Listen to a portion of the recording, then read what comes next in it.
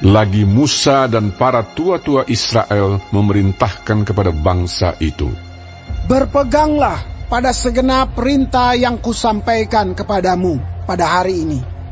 Dan pada hari kamu menyeberangi sungai Yordan, ke negeri yang diberikan kepadamu oleh Tuhan Allahmu, maka haruslah engkau menegakkan batu-batu besar dan mengapurnya.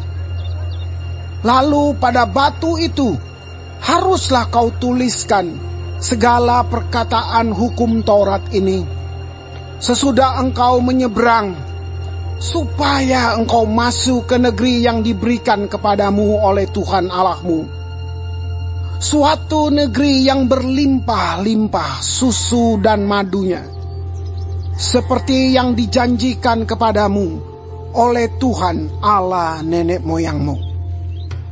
Dan sesudah kamu menyeberangi sungai Yordan, maka haruslah batu-batu itu yang telah kuperintahkan kepadamu pada hari ini kamu tegakkan di Gunung Ebal dan kau kapuri. Juga haruslah kau dirikan di sana mezbah bagi Tuhan Allahmu, suatu mezbah dari batu yang tidak boleh kau olah dengan perkakas besi. Dari batu yang tidak dipahat haruslah kau dirikan mezbah Tuhan Allahmu itu, dan di atasnya haruslah kau persembahkan korban bakaran kepada Tuhan Allahmu. Juga haruslah engkau mempersembahkan korban keselamatan, memakannya di sana dan bersukaria di hadapan Tuhan Allahmu. Selanjutnya, haruslah engkau menuliskan pada batu-batu itu segala perkataan hukum Taurat ini dengan jelas dan terang. Juga berbicaralah Musa dan imam-imam orang Lewi kepada seluruh orang Israel. Diamlah dan dengarlah, hai orang Israel. Pada hari ini engkau telah menjadi umat Tuhan Allahmu. Sebab itu engkau harus mendengarkan suara Tuhan Allahmu dan melakukan perintah dan ketetapannya yang kusampaikan kepadamu pada hari ini. Pada hari itu Musa memberi perintah kepada bangsa itu, sesudah kamu menyeberangi sungai Yordan, maka mereka inilah yang harus berdiri di gunung Gerizim untuk memberkati bangsa itu, yakni suku Simeon, Lewi, Yehuda, Isakar, Yusuf, dan Benyamin.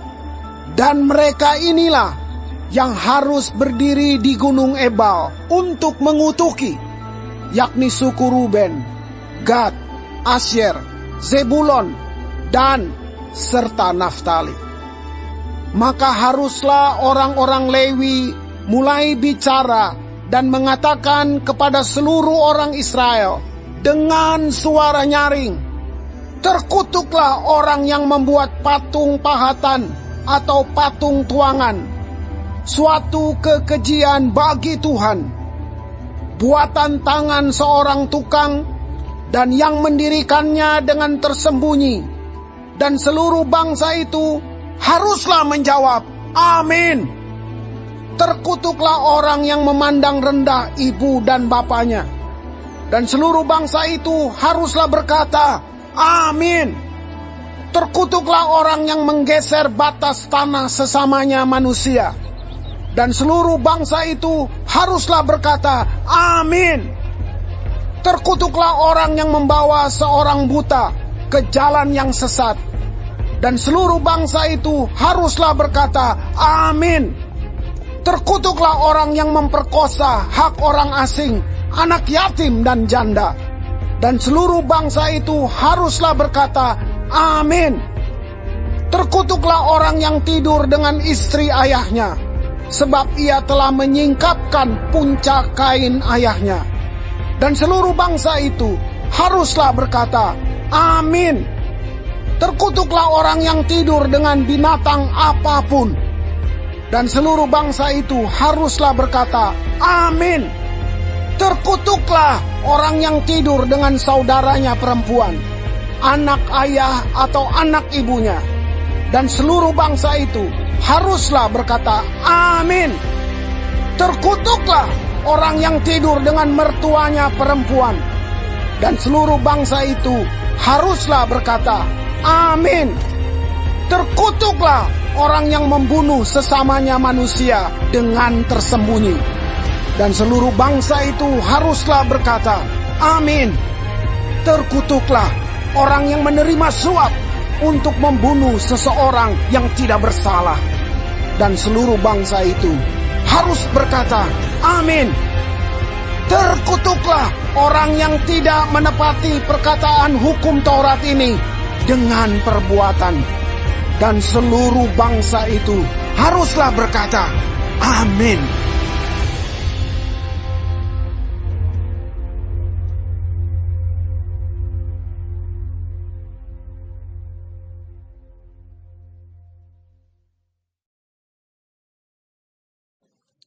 Shalom semua jemaat Tuhan, kembali kita di dalam pendalaman Alkitab Clearsight. Sekarang kita sudah memasuki kitab Ulangan 27. Tuhan Yesus memberkati. Di ayat 1 dikatakan, lagi Musa dan para tua-tua Israel memerintahkan kepada bangsa itu, berpeganglah pada segenap perintah yang kusampaikan kepadamu pada hari ini. Kesetiaan di zaman modern ini sudah langka.